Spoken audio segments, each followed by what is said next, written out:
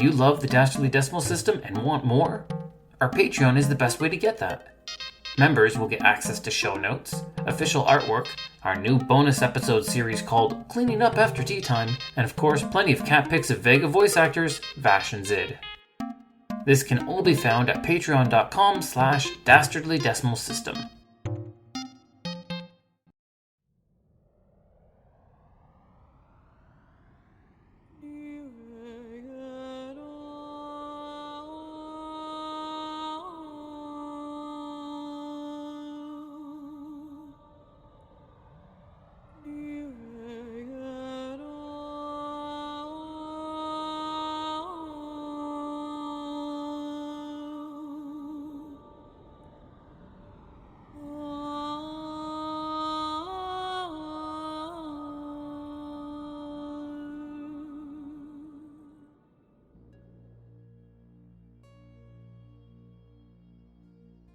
There may be no honor among thieves, but I cannot trust you to abandon your thief brethren. Bodhi, Mistress of Thieves. Welcome, humble adventurers, to my realm of knowledge and mystery.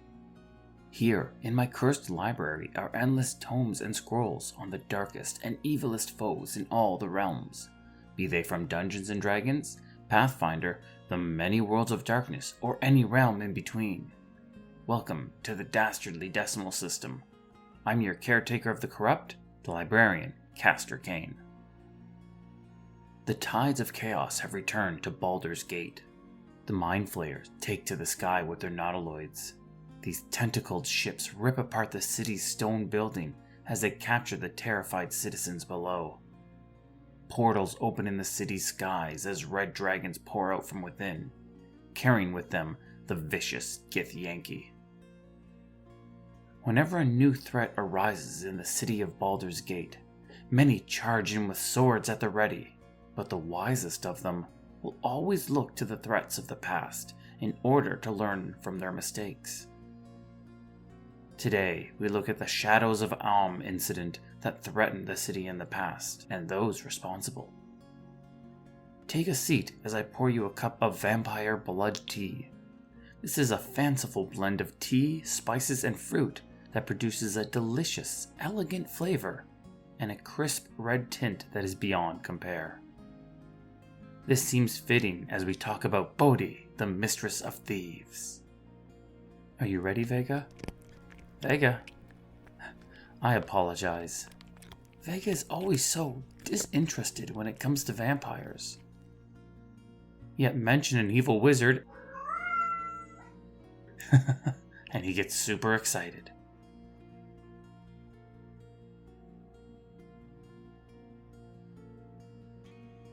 Bodhi was once a stunning and beautiful elf.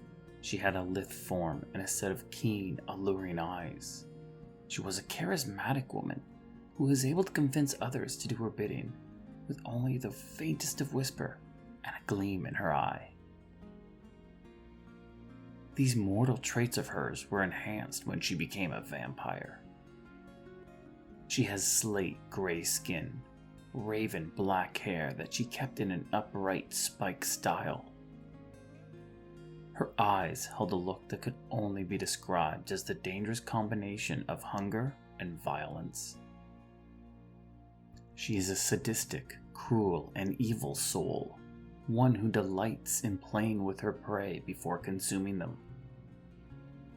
As a vampire, she has their strength, speed, and supernatural abilities.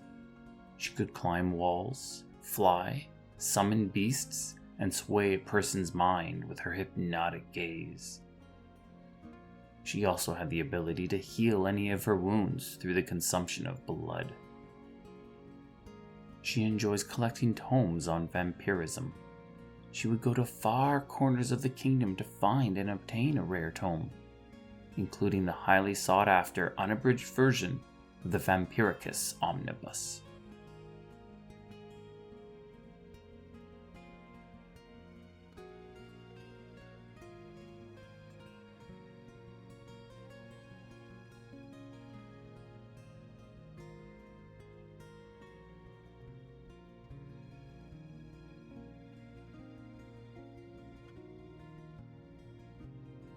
Bodhi was born an elf and grew up in the kingdom Seldaneslar, the elven city that rested high in the branches of the Tree of Life. As a young woman, she was a popular individual and often seen at the height of high society. Her stunning looks drew the attentions of many, yet even at a young age, Bodhi viewed her kind as reserved and repressed.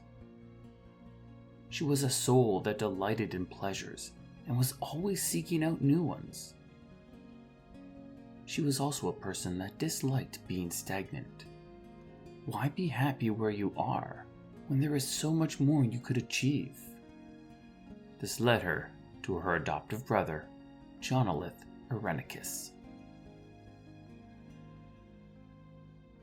He was a powerful, confident mage who was in a relationship with Queen Elisime, and often counted himself lucky to be in such. Bodhi found such thoughts distasteful. It was not because of simple luck that he bedded the queen. He was the strongest mage in the kingdom. It was his right to bed her. No other was strong enough or powerful enough to challenge him. He had earned the right to be with her.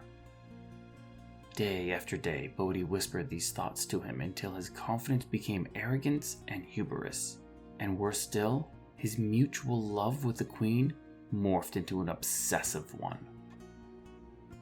Why should either of them be happy with their current limits in power and position when there was so much more growth possible? Why stay at their current lot in life when there was so much more for the taking? That's when the pair turned to the Tree of Life. The Tree of Life was humongous.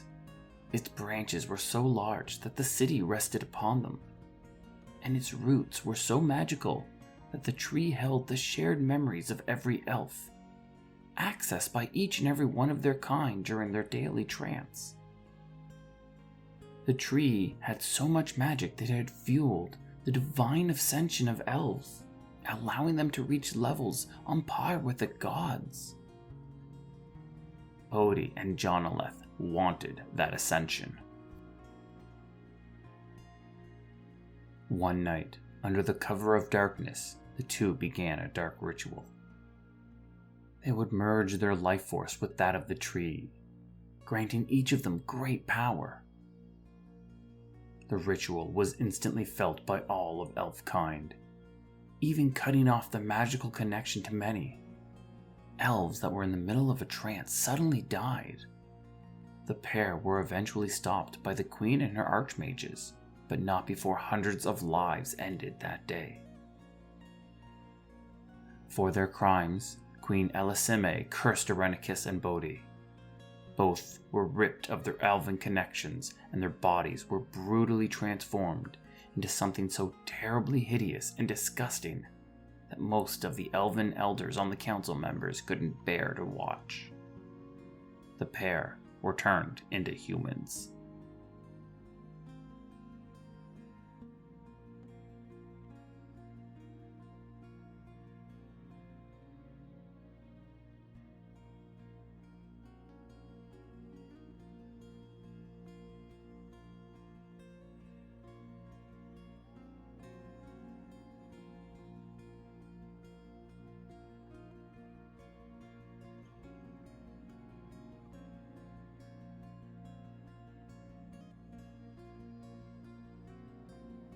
If living the lives as exiles was not bad enough, Bodhi and her brother, who was now known as John Irenicus, were forced to live their lives as humans. This meant that they had a human's mind, and worse still, a human's limited lifespan. This would not do. Bodhi craved a long life. She craved immortality. While John looked at divine means to extend their lives, Bodhi turned to a more sinister and darker method. She turned to vampirism. As a vampire, her previous toxic traits became elevated. The resentment that she held to the elves grew into hatred. She thought her kind to be the epitome of arrogance and pride. Her desire for growth grew into an intense obsession. She was enthralled with the abilities held by inherently powerful beings. And with her supernatural focus, the desire only intensified. The quest for pleasure grew into a sadistic game that she played. She would hunt prey, toying and torturing them before she fed, reveling in their pain and suffering like it was an aphrodisiac. And her demand for a place amongst the social elite caused her to found her own coven of vampires, which quickly grew into a powerful guild of thieves. Once again, her name was known and feared. She was the Mistress of Thieves. Yet that did not satisfy her. The long life that came from being a vampire was not eternal. She could still die. That would not do. She craved true immortality, and so too did her brother. The pair tried various methods to infuse divinity into themselves, but sadly, each proved fruitless. This left them with only one final option. They needed the spark of Baal. They needed a Baal spawn.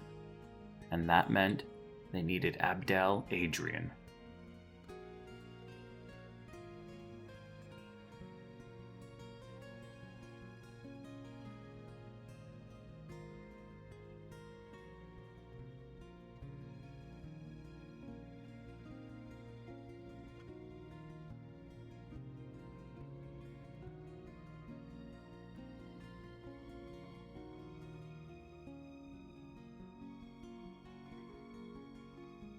Abdel Adrian and Imoen, the heroes of Baldur's Gate, and those who defeated Saravok. John and Bodhi started the nefarious plan by kidnapping the duo. They brought the Ballspawn to the city of Athkatla and locked them in a secret dungeon hidden beneath the city promenade. Weeks passed as John Irenicus experimented on the duo. Bodhi was never a woman of science or magic, research or experimentation. Those were boring, and she desired fun.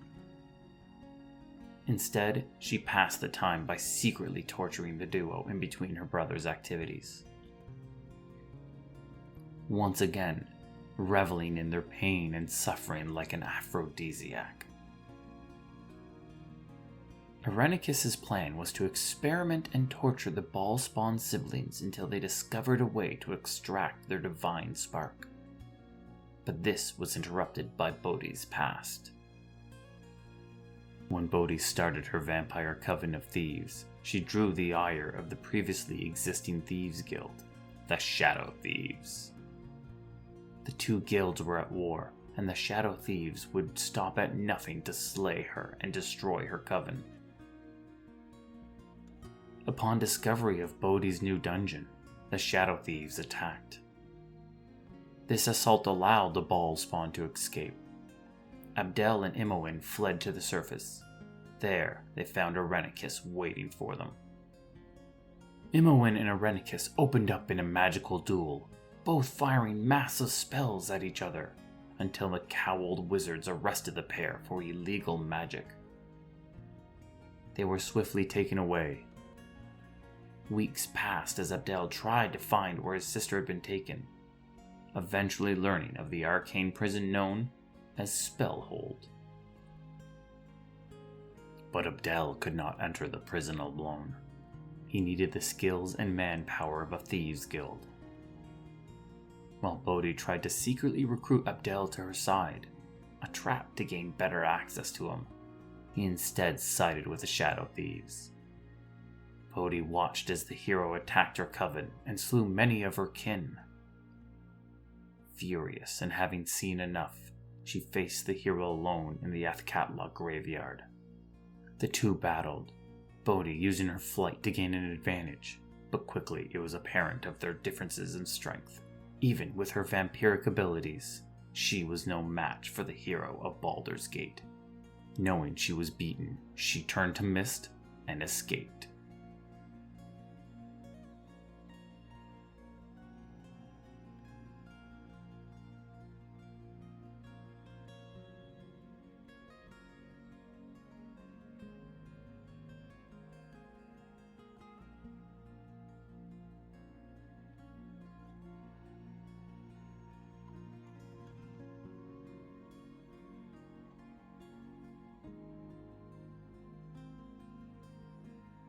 spellhold was meant to keep wizards locked up. It was not, however, built for casters as strong as Irenicus. After being arrested, he swiftly escaped and took control of the prison. There he continued his experiments. He found a way to rip the divine spark from Imoen and infused it into his sister. Suddenly, Bodhi was unlike anything the world had ever seen. She was faster, stronger, and more powerful than even the most ancient of vampires. The world of Faerun, in comparison to her, was brittle. She was now living in a world of cardboard. The only problem was, she cared little if she broke it. Abdel stormed the prison but was surprisingly betrayed by two of his allies. They knocked him down and drugged him. This allowed Irenicus to remove his spark as well, fusing it with his own soul. As Irenicus portaled to the Underdark, prepared to continue his plan, Bodhi remained in the prison to watch over her now soulless foes. She forced them into a labyrinth of corridors and gleefully watched as the pair suffered the traps within. She waited until they were at their weakest before appearing before them, ready to feed. Yet, as she prepared for the final kill, what little ball magic that resided within Abdel suddenly started to activate. His body twitched and changed before suddenly transforming into the avatar of Baal. Abdel had transformed into the Slayer. Bodhi was stunned and terrified.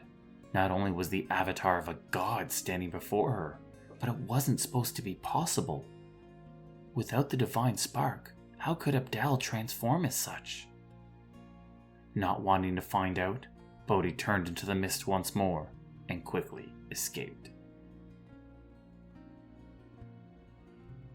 When Irenicus fled to the Underdark, Abdel followed. Bodhi, on the other hand, remained in Athkatla. She returned to her graveyard lair and stood guard over the Rin Lanthorn, the one artifact needed to follow Irenicus into Saldanislar. She intended to follow her brother in due time, eager to participate in the assault of her exiled home, but she never got the chance. The hero had arrived once more. Abdel arrived with his allies in tow. Not only did he show up to her lair with his companions, but he had also called upon the servants of the Radiant Heart Paladins, High Priest Clerics, and even Dritz Doerden and the companions of the Hall. Bodhi, however, was not a woman unprepared. Her coven of vampires stood at the ready, and she had even spent a great amount of coin to hire the legendary Artemis Antari to act as her guard.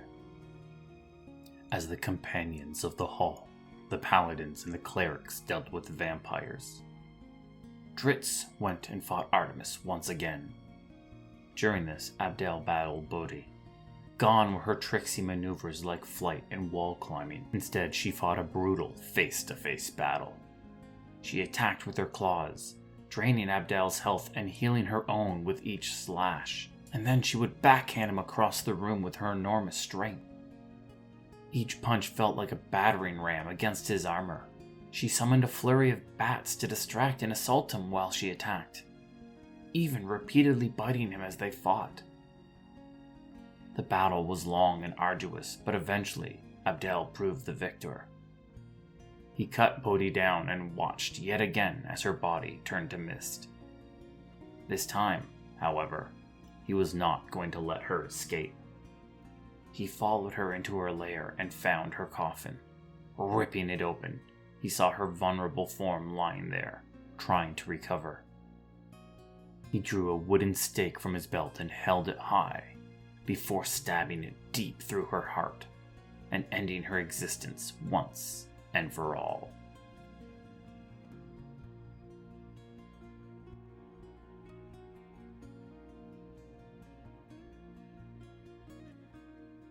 Bodhi had used her mist to escape death time and time again.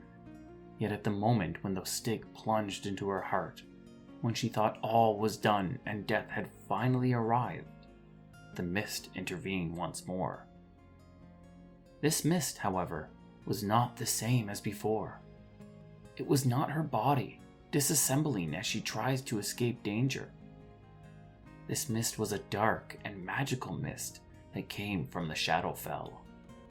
The powers that be had chosen her for punishment. When the mist dissipated, her body was gone, and she was forever removed from the lands of Faerun.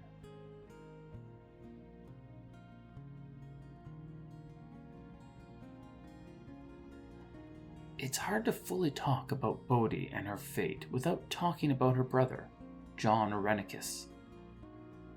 The Shadow of Amn crisis was an event created by both of their actions, and their fates were so too shared.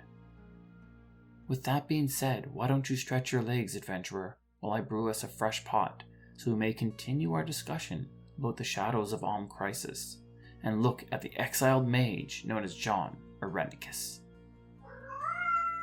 Oh, now you're interested, Vega. You are such a kitten simp for an evil mage. This has been the Dastardly Decimal System, and once again, I'm your librarian, Castor Cain. Just a quick note, because this topic requires 2 pots of tea, the next episode will be out in just a few weeks, much earlier than normal. Enjoy! The Dastardly Decimal System can be found on Twitter, Instagram, Facebook, and YouTube at DD System Podcast. That's Delta Delta System Podcast. We're also on TikTok, so check us out if you enjoy a good D&D meme. And who doesn't, right? Drop us a message and say hi. Vega always loves the attention. This podcast was produced by Midnight Reading Audio, a division of Midnight Reading Publishing. The voice of Castor Cain is Larry Gent. Hi. The voice of Vega the Cat was by my cat, Zid and Vash. Music was The Looming Shadow by Brandon Wilson from Pixabay, licensed under the Creative Commons. Thank you for joining us, and have a wonderful, wonderful evening.